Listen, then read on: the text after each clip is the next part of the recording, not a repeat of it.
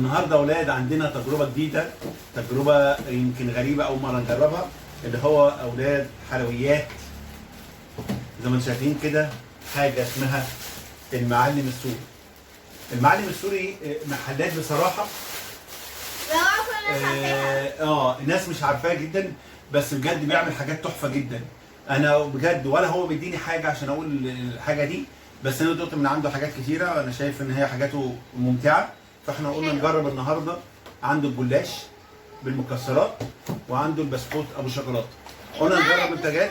البسكوت شكله زي اللي احنا بنعمله في طيب هنا قلنا لازم نجرب معاكم التجربه، هل نديله حاجه كويسه. انا جربت التورته بصراحه، التورته بتاعته جامده جدا واسعاره حلوه،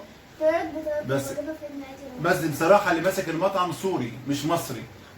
اللي بيعمل الحلويات دي واحد سوري مش مصري خالص. طيب قلنا نجرب يا اولاد. اول تجربه عندنا الجلاش بالمكسرات. تعالوا كل واحد ياخد حته.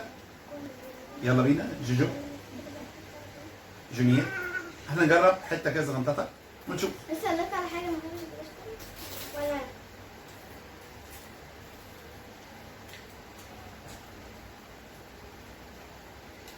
برافو على اللي بيحبوه. لا جامد. انا شايف وجهه نظري. جربي حته، جربي حته صغيره، لازم تذوقي. حلو يا جماعه. ده تحفه، يعني هو بيفهم في الجلاش قوي. حلو. انا عجبتني بس انا ما بحبش الجلاش قوي بيني وبينك بجد انصحكم. ده نص كيلو، نص كيلو ده عامل بالظبط عنده 35 جنيه زي ما شايفين كده، مكسرات وجواه كل حاجه. تعال نجرب البسكوت. بسكوت الشوكولاته. بص اوري شكل البسكوت. بحب الشوكولاته قوي.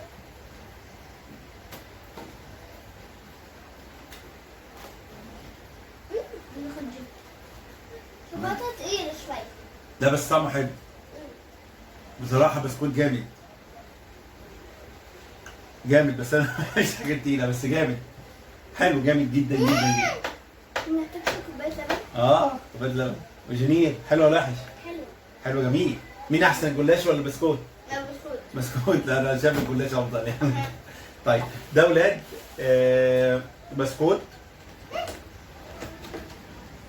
بسكوت المعلم ده عامل اولاد نص كيلو بسكوت، عامل عنده بالظبط زي ما انتم شايفين كده 50 جنيه. رخيص. بسكوت بالشوكولاته بصراحه طعمه تحفه تحفه. فانا شايف اولاد ان المعلم السوري اسم محل كده جميل جدا جدا جدا جدا جدا، منتجاته حلوه. طعم الشوكولاته بالمانجا. بجد ما هو شوكولاته بيضاء. عجبتك الجنين يا طعم؟ بس جنين مناخيرها. جويس عجبك القطم؟ واحده. طبعا ما بيعملش الجلاش، وانا شايف الاثنين حلوين. التجربه كانت حلوه. ودي احلى طبعا. تمام. انا اختار الجلاش. يا رب يكون عجبكم. الاثنين ودوقوا يا رب يكون عجبكم الفيديو. تنسوا اللايك بتاعكم جميل، واشتركوا في القناه، ومستنيين الكومنتس الجديده بتاعتكم ومستنيين منكم بقى التحديات اللي انتوا تطلبوها مننا. اوعى تنسوا برضه زي ما اي مطعم، اي حاجه عايزين ان احنا نجربها ممكن تكتبوا لنا في الكومنتات، واحنا هناخدها ونشوف الاطعمه. ونشوفكم في فيديوهات جديده في عيله جويس.